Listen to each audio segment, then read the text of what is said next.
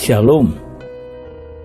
Renungan kali ini berjudul Hasrat Terhadap Roh Kudus oleh Evangelis Lokamanya Prawiro. Kita melihat orang percaya pada tahun-tahun awal gereja memiliki hasrat besar terhadap pekerjaan Roh Kudus. Dari awal kitab Kisah Para Rasul hingga akhir, kita melihat Roh Kudus bekerja penuh kuasa dalam gereja dan kehidupan orang percaya. Kisah Para Rasul 29 ayat 11 mencatat orang percaya yang dipenuhi dengan Roh Kudus berbicara dengan bahasa lidah atau bahasa roh. Dan 24 tahun setelah Pentakosta, mereka masih bernubuat dalam dimensi supernatural. Berarti pekerjaan supernatural Roh Kudus bukan hanya terjadi pada tahun-tahun awal gereja. Kitab Kisah Para Rasul adalah sebuah buku sejarah yang ditujukan untuk menunjukkan contoh gereja pada tahun-tahun awal gereja. Apa yang terjadi dalam kitab Kisah Para Rasul seharusnya terjadi juga dalam gereja sekarang. Apakah saat ini kita melihat pekerjaan Roh Kudus dalam kehidupan kita sesuai contoh Allah? Allah ingin kita mengalami dimensi supernatural Roh Kudus, tetapi kita harus memiliki hasrat untuk itu. Kita harus memiliki hasrat untuk mendapatkannya dan mengalaminya pada zaman sekarang. Tidak ada gereja yang mengalami karunia-karunia Roh Kudus lebih daripada gereja di Korintus. Mereka secara harfiah penuh dengan pekerjaan Roh Kudus. Mari kita lihat kata-kata Paulus kepada orang-orang Korintus dalam 1 Korintus 1 ayat 4. Aku senantiasa mengucap syukur kepada Allahku karena kamu atas kasih karunia Allah yang dianugerahkannya kepada kamu dalam Kristus Yesus. Ayat 5. Sebab di dalam Dia kamu telah menjadi kaya dalam segala hal, dalam segala macam perkataan dan segala macam pengetahuan. Ayat 6. Sesuai dengan kesaksian tentang Kristus yang telah diteguhkan di antara kamu. Ayat 7. Demikianlah kamu tidak kekurangan dalam suatu karunia pun, sementara kamu menantikan penyataan Tuhan kita, Yesus Kristus. Ayat 8. Ia juga akan meneguhkan kamu sampai kepada kesudahannya, sehingga kamu tak bercacat pada hari Tuhan kita, Yesus Kristus. Ayat 9. Allah yang memanggil kamu kepada persekutuan dengan anaknya, Yesus Kristus. Tuhan kita adalah setia. Dalam ayat 4, Paulus mengatakan, Aku senantiasa mengucap syukur kepada Allah karena kamu, atas kasih karunia Allah yang dianugerahkannya kepada kamu. Kata kasih karunia dalam bahasa Yunani, charis. Kata charis menggambarkan jamahan supernatural Allah yang memberi kita kuasa untuk menjadi berbeda. Dalam ayat 4, Paulus berbicara tentang Roh Kudus, dan selanjutnya dalam ayat 5, ia berbicara tentang manifestasi Roh Kudus, sebab di dalam Dia kamu telah menjadi kaya. Kata kaya dalam bahasa Yunani, ploustiso. Kata ploustiso menggambarkan seseorang yang sangat kaya. Ia memiliki begitu banyak, sehingga ia tidak tahu berapa banyak yang dimilikinya.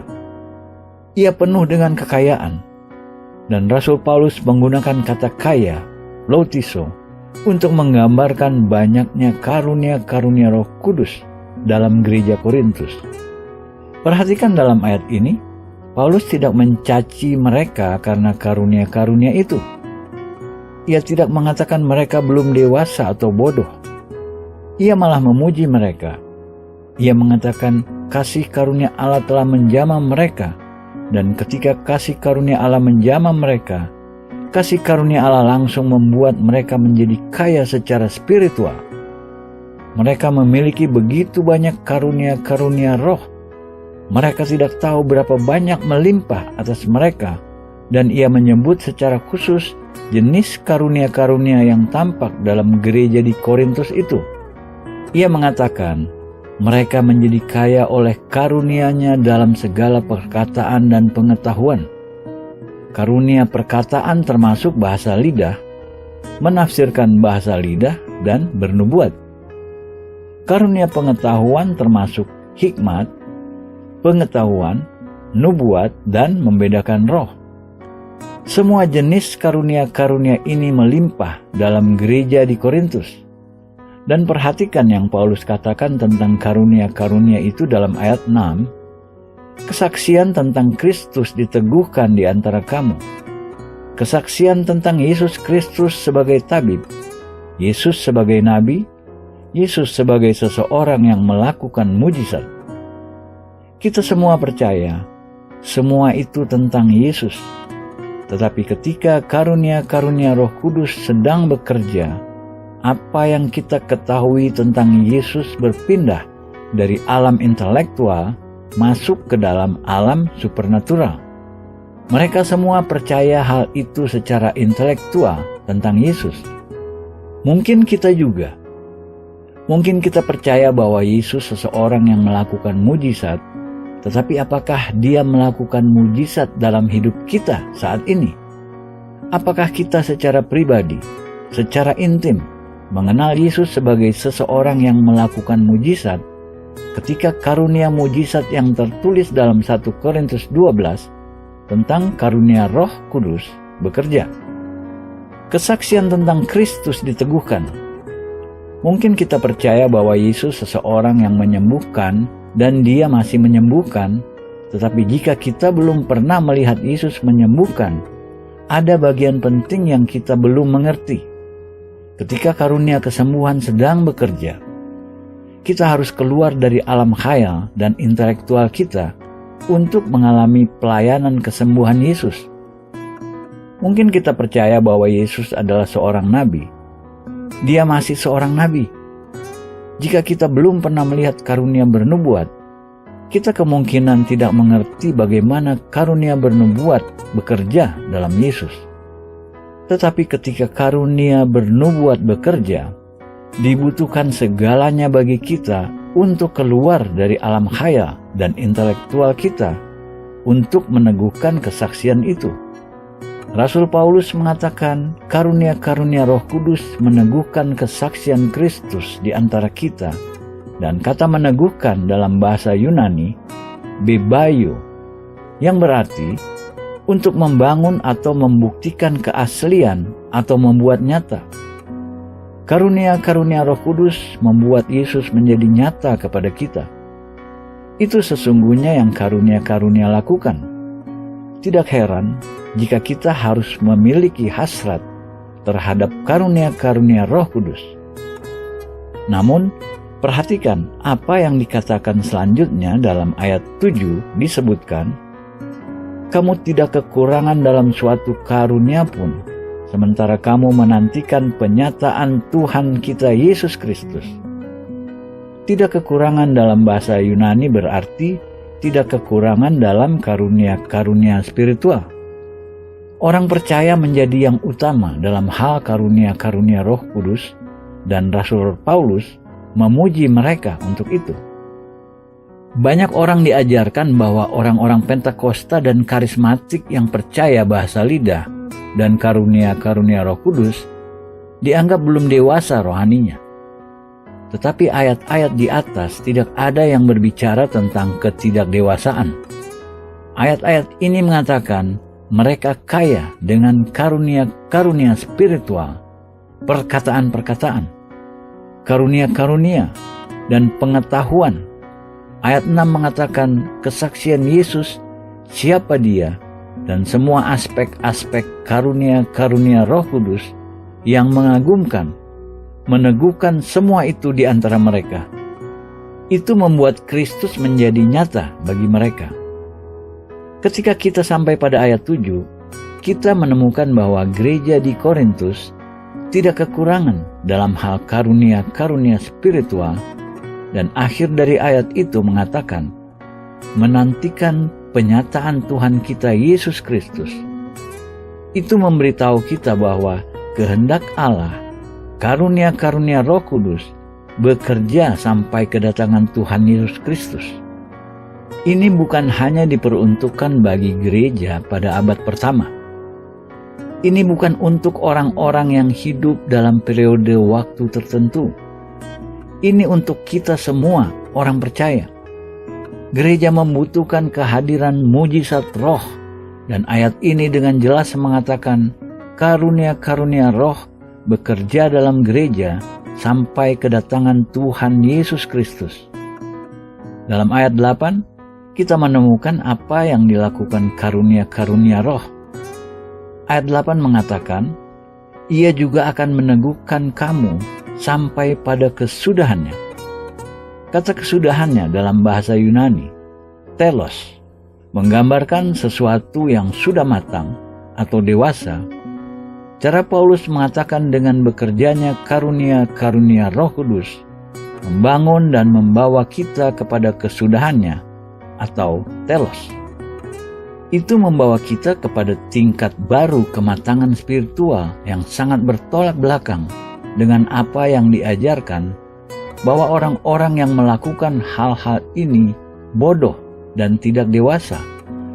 Tetapi ayat ini mengatakan ketika karunia-karunia roh bekerja dengan benar, kita diteguhkan, keaslian atau kebenaran kita dibuktikan, dan kita dibawa kepada tingkat kedewasaan kesudahannya, kematangan yang kita tidak dapatkan tanpa karunia-karunia roh. Lihat apa yang Paulus katakan dalam ayat 9. Allah yang memanggil kamu ke dalam persekutuan dengan anaknya, Yesus Kristus. Kata persekutuan dalam bahasa Yunani, koinonia, kata sama yang identik dengan yang Lukas gunakan dalam Lukas 5, di mana Yesus berkata kepada Petrus, tebarkan jaringmu ke sebelah perahu, dan kita melihat apa yang terjadi. Petrus mentaati, dan ketika ia melakukannya, mereka mendapat tangkapan besar ikan begitu banyak, sehingga ia harus memanggil teman-temannya yang berada di kapal lain untuk datang menolong dia. Itu kata yang sama yang digunakan di sini, persekutuan atau koinonia dalam bahasa Yunani, menggambarkan mitra-mitra usaha Petrus. Mereka sedang berusaha dengan Petrus, dan dia bekerja sama dengan mereka waktu itu. Paulus menggunakan konsep yang sama di sini dalam 1 Korintus 1 ayat 9 untuk mengatakan bahwa ketika karunia-karunia Roh Kudus sedang bekerja, membawa kita ke dalam kemitraan nyata yang sah dengan anak Allah, yang tanpanya kita tidak akan pernah bisa mencapainya. Dengan karunia-karunia Roh Kudus bekerja di antara kita, kita masuk dalam persekutuan, kita masuk dalam kemitraan dengan Yesus. Itu tepatnya apa yang Alkitab ajarkan dalam 1 Korintus pasal 1. Tidak heran, kita harus memiliki hasrat terhadap Roh Kudus dan karunia-karunia Roh Kudus. Menakjubkan, pokok pembicaraan karunia-karunia spiritual ini begitu penting, sehingga Rasul Paulus mencurahkan 3 pasal dalam 1 Korintus pasal 12, pasal 13, dan pasal 14, dan lebih dari 100 ayat mengenai Roh Kudus dan karunia-karunia supernatural.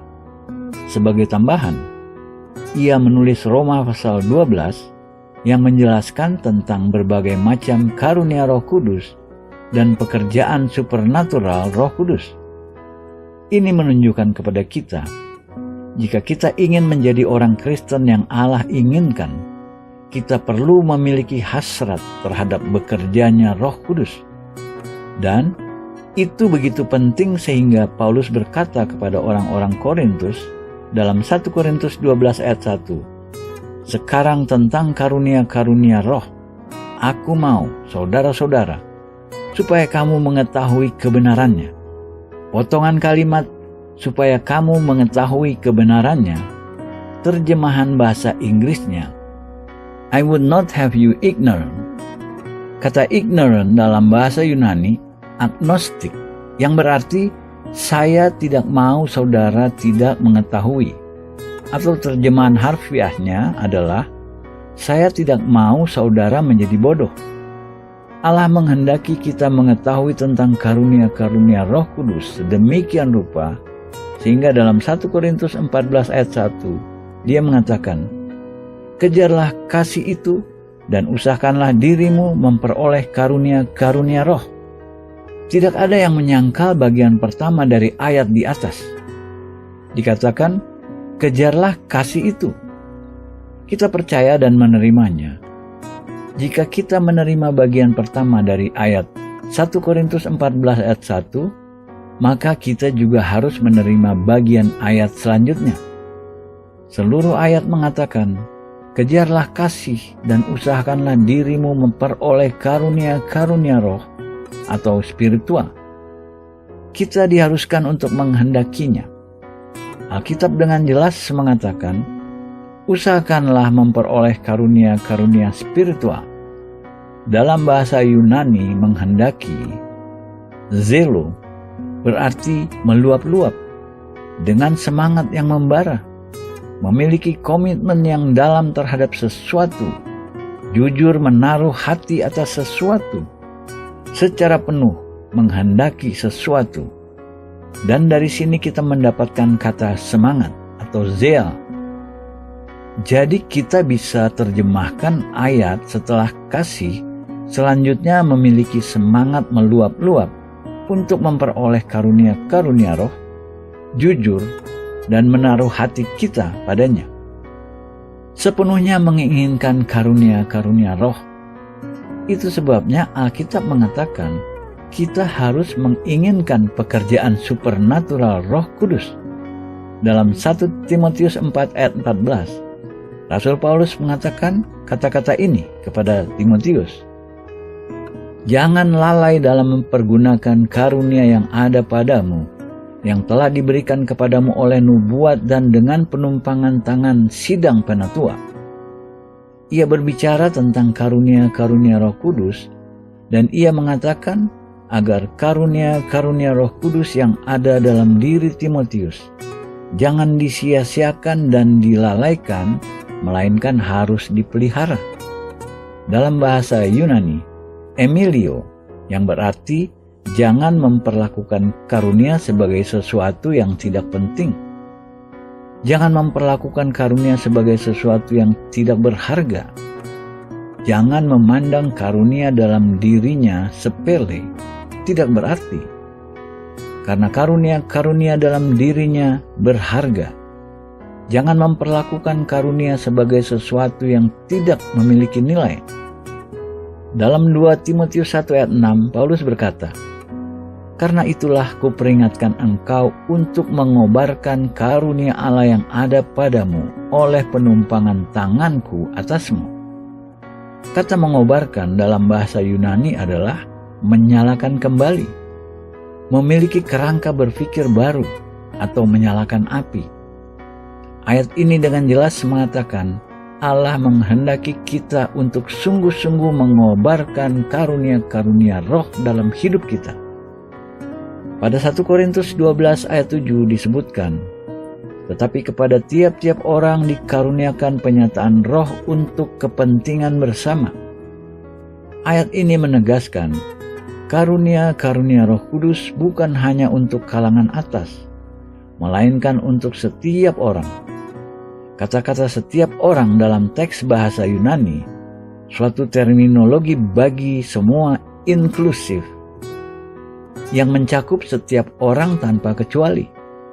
Allah menghendaki setiap orang yang telah lahir baru hidup dengan karunia-karunia spiritual. Perhatikan 1 Korintus 14 ayat 26. Ini adalah ayat kunci. Dikatakan, jadi bagaimana sekarang, saudara-saudara? Bila mana kamu berkumpul, hendaklah tiap-tiap orang mempersembahkan sesuatu, yang seorang mazmur, yang lain pengajaran, atau penyataan Allah, atau karunia bahasa roh, atau karunia untuk menafsirkan bahasa roh. Tetapi semuanya itu harus dipergunakan untuk membangun. Pertama, Paulus mengatakan, lakukan semua, tetapi setelah melakukan semua, lalu ia katakan, lakukan edifikasi atau membangun, dalam arti memperbesar. Karunia-karunia Roh Kudus akan memperbesar kita. Kedua menggambarkan sebuah rencana arsitektural untuk memperbesar, menambah sebuah struktur untuk memperbaiki sesuatu, memperbaiki kondisi ketika karunia-karunia Roh Kudus bekerja di antara kita. Memperbaiki kita, membuat kita lebih baik.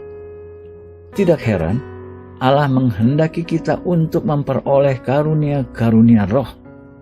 Tetapi kita tidak akan mengalami manifestasi roh jika kita tidak menyediakan tempat baginya. Seperti kita membuat ruangan untuk orang-orang di dalam kebaktian gereja, kita harus membuat ruangan untuk Roh Kudus juga. Dan jika kita saat ini belum memiliki ruangan dalam kebaktian gereja kita atau dalam hidup kita, kita perlu berpikir ulang apa yang sedang kita lakukan. Bagaimana kita bisa membuat ruangan sehingga Roh Kudus bisa memperbaiki kita. Dia bisa melayani kita.